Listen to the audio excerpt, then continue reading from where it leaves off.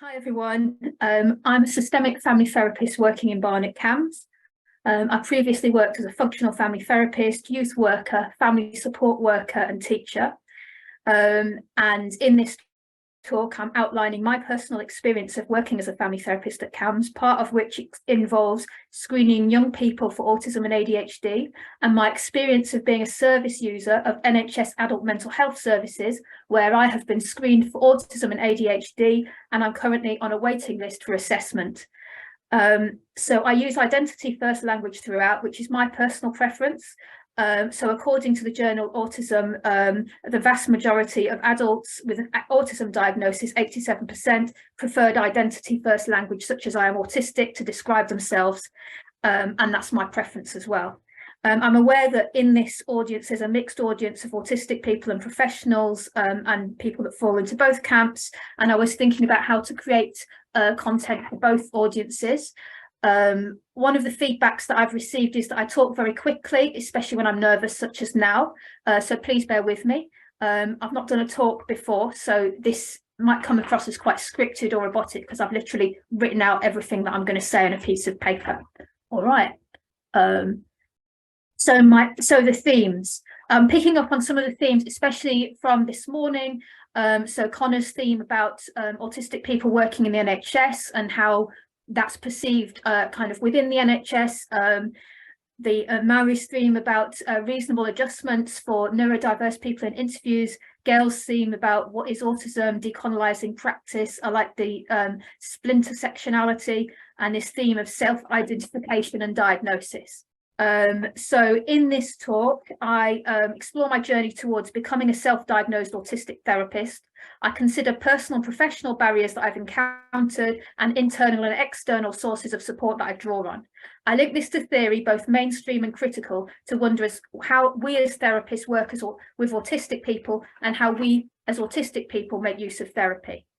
All the themes, as you can see, is kind of up there. They're kind of linked to each other. I did receive feedback that I should kind of break these apart or concentrate on one theme, but I wasn't able to do this when I tried to sort of work on that. So they're all going to be sort of put together. Okay. Sorry, I'm bad at, I'm always doing it the wrong way. So you'll see me scrolling backwards and forwards. All right, so on here we can see facets of rigidity, sort of related to this idea of autistic people being rigid, and we can see the points that are up there, these ideas of fixed interest and insistence on sameness, black and white mentality, literalism. I want to sort of bring in some of my own experience here. So in terms of literalism, I've got an example from when I was a child. So when my grandma, so when I was 9 years old, I had a baby sister, and my grandma said, "Oh, she's so cute, you know, I just want to eat her." And I became like worried why she said that, because it put like a really horrible image into my mind. It made me feel protective of my sister, but then I also felt angry, kind of embarrassed and ashamed of myself, because I looked at others' responses and I saw that nobody seemed worried. And so I sort of mentally berated myself for being weird, because this was obviously a normal thing to say. And sometimes I would get it wrong, especially with my peers, or I would say something that others might find disturbing. So I sort of internalized my embarrassment and shame of not understanding the world and social processes. So this made me very keen to understand the world. So I'd always read books on things like psychology, fiction, human behaviors. I was looking for anything to give me a roadmap to understanding why others behaved the way that they did. So my grandma trained as a therapist after she retired and had many therapy books, especially in transactional analysis. And one of my favourites was Games People Play by Eric Byrne. I looked to identify patterns in human behaviour to make it more understandable to me. So relational reflexivity. So of course, this is going to be a very familiar concept for everyone in who's trained in systemic. I've got a quote up there explaining kind of what that's about. And just sort of explaining, you know, the importance of demonstrating reflexivity in therapy training. So I was trained in therapy fairly recently. I qualified in 2020, and the relational reflexivity was shown in practice essays, reflective journals, and vivas. It's essential to pass all aspects of this to qualify as a therapist. And, you know, I very much had that sense that the idea of the therapist as a person is being judged. And that's, of course, not an experience isolated to neurodiverse people training as therapists. I'm going to give an example of relational reflexivity later on in this talk. Okay, so up here we can see the double empathy problem. So this is the idea that, you know, a lot of research on autistic people has been done by neurotypical people and has created situations of, okay, autistic people can't see see between the lines, they can't kind of manage sensory distractions. You know, there's lots of kind of stereotypes about autism, which we've heard a lot of today. And the idea of the double empathy problem is that neurotypical people may struggle to understand the autistic perspective, and this kind of lack of understanding may go in both directions.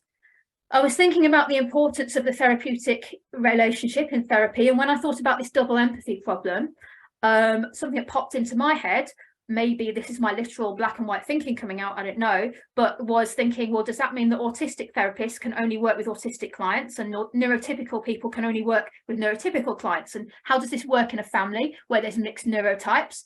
And how does this work, you know, for families? So I'm thinking about my own lived experience. There's plenty of times when I've fallen out with autistic people in my own life, particularly when we've taken opposite stubborn positions and become symmetrical with each other. I'm also wondering about where the space is for nuance in this, in terms of thinking about the autistic mind, you know, always sort of being positioned in some way by yourself or by others. So if I'm autistic, how would I as a therapist be able to make myself understandable to colleagues? How could I work in a team? And I'm going to bring in some examples of barriers to practice from my own professional life. So this is the example of relational reflexivity that I'm going to bring in. So this shows an example of where I've had difficulties with relating to family therapists and how this formed barriers to my training. So I'm going to bring two examples in. One is from my MSc interview process, which happened 5 years ago, and one was from my Viva, which happened 3 years ago. So in one course that I applied for, I got rejected and I sought feedback. I was told that my social skills were not good enough for what's expected in a therapeutic course. I was told that I'd come across as too rigid, that I lacked the ability to relate in more than one person at a time, and therefore I lacked the ability to ever become a family therapist now or in the future. The interviewer could have been trying to invite me to reflect on this question as to whether I was autistic or not and the work that I'm doing in this presentation. But I interpreted her words in that way, like, bye-bye, don't bother becoming a therapist, have a great life, whatever. Okay, so the picture here illustrates how I failed my Viva. This is where I misunderstood the questions and the examiners misunderstood my answers. So to try and show the inside of my thinking at that time, I illustrate what I think the examiners were looking for in the possibilities diagram, whilst my interpretation of their question is in the destination diagram. So upon reflection, my understanding is that the examiners wanted me to consider alternative possibilities of directions the therapeutic session that I was presenting could have gone in. And if I'd asked alternative questions or responded in a different way, whilst my understanding of their questioning was that they wanted me to present them with an alternative theory or justifications to illustrate why I had taken that particular therapeutic direction. So in the examiner's question, they wanted me to take them down different roads, which could show other ways in which the therapy session could have gone. So as in arrows facing out. But I thought in the moment, I thought that they were looking at how I could think of different ways in which I could have reached this same therapeutic direction. So it was hard for me in that moment to imagine the therapy session going in a different direction. So I misinterpreted this question. So when the examiners saw me as fixed in their thinking, because from their perspective I could only imagine one therapeutic destination, I saw them as persecutory and critical of my practice and repeatedly asking the same question in different ways, and also quite fixed in their thinking, in seemingly fixating on the same point while looking for different answers. So my understanding of what was expected in a question in my Viva differed from what the examiners were communicating and expected from the question, leading to me failing my Viva for being too certain, concrete in my thinking, and unable to consider alternative perspectives. So I showed this presentation to my private clinical supervisor, Hendricks, who is one of my examiners. He agreed with my analysis of how I failed the Viva and sort of how I sort of interpreted the examiner's questions and the process, sorry. He said he didn't know that I had autism when I had my Viva, and the result was only based on the video and my responses, where I had been too certain of my answers and not shown a range of different possibilities. He asked if I had told them that I'd had autism and how I would have liked them to make accommodations. But because I felt ashamed of potentially having autism, I didn't feel able to share this information with the examiners. And if I had done, I would have liked them to stop the conversation when it was going round in a circle and have a conversation about process, not content, explaining what they're looking for and which could have interrupted the process. I also want to kind of highlight that, you know, obviously when I retook my Viva, I did pass it, and I did well overall, and I did get distinction overall. So it really showed like the difference in terms of how I could present myself verbally versus how I could present myself in writing, and sort of the challenges that was there for me. Okay, I'm going to move on. So I've been talking about myself as autistic throughout here. However, I don't yet have an official diagnosis. I'm only on the waiting list to be diagnosed. I've got through the initial screening. So I like to think of myself as Schrodinger's autistic person, both autistic and non-autistic. I'm going to talk a bit about my history. I was encouraged to seek diagnosis by my clinical supervisor, Connie, who I work with at CAMS. I was initially unsure about seeking diagnosis because I thought that I would have to disclose this on my application form to future employers, and I wasn't sure how this would be perceived. And one of the reasons why I'm doing this talk is that I feel it's important for autistic people to be represented, speak out and show themselves and challenge stigma. And if we are encouraging our clients to do this, then we must set an example by doing it ourselves. And this is a process that I've been through, and it's taken a long time. I'm 42 years old, do you know what I mean? I ended up going to my GP in terms of how I got myself on the list. I found my GP really helpful. He referred me to adult mental health services where I got screened. Again, I felt a sense of being an imposter because I don't have a diagnosis. So I thought maybe I'm taking up space that other people should have. But I'm also mindful of long waiting times. So I want to come back to positioning theory, so I can take sort of a both and position towards my autism. And I wonder about the CAMS assessment process. You know, the young people being assessed are obviously less than half my age, at least, at most even. Does the CAMS assessment process leave space for young people to take a both and process towards their autism? And what impact does seeking assessment have for the young person waiting to be assessed? And what does it serve them to have a diagnosis? Okay, this might seem random, but Father Ted is one of my favourite comedies, and one of my favourite episodes is a Christmas special where Father Ted wins an award and then he proceeds to make an 8-hour speech calling out all the people that done him wrong. So when I was writing this presentation, I thought about my inner Father Ted, and if this talk will come across a bit this way.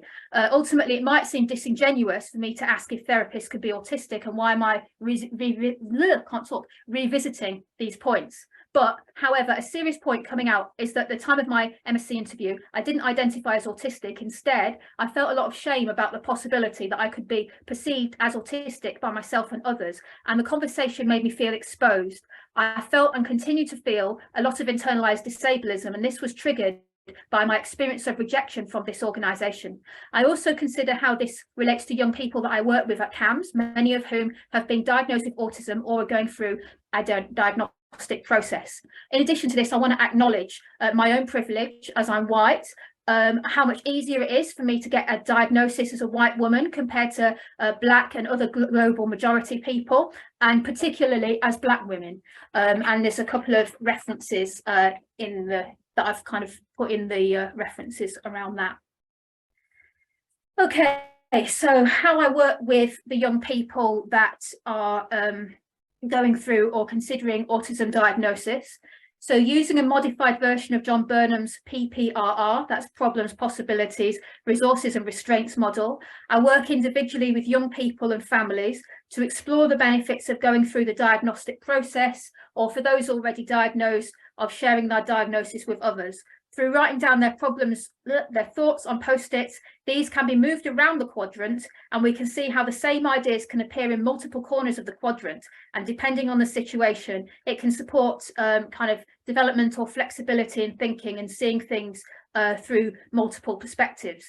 Another feedback that I received from colleagues was about my embodied therapist position and the energy that I bring into sessions can be relatable to young people.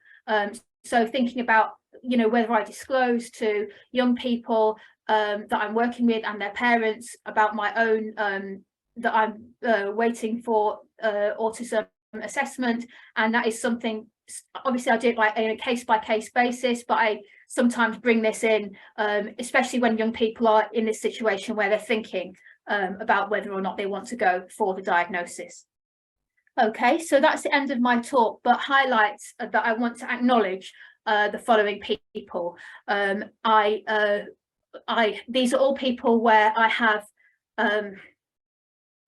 have been able to show this presentation to them, or they have specifically offered me support in relation to my own neurodiversity. And out of all of these people, I specifically want to highlight Connie Kerman, my clinical supervisor at CAMS, who has been so supportive throughout this, and to everybody who has offered me feedback on these slides that's named on here, and have given me some feedback in relation to how I manage my neurodiversity. So thank you to all of you.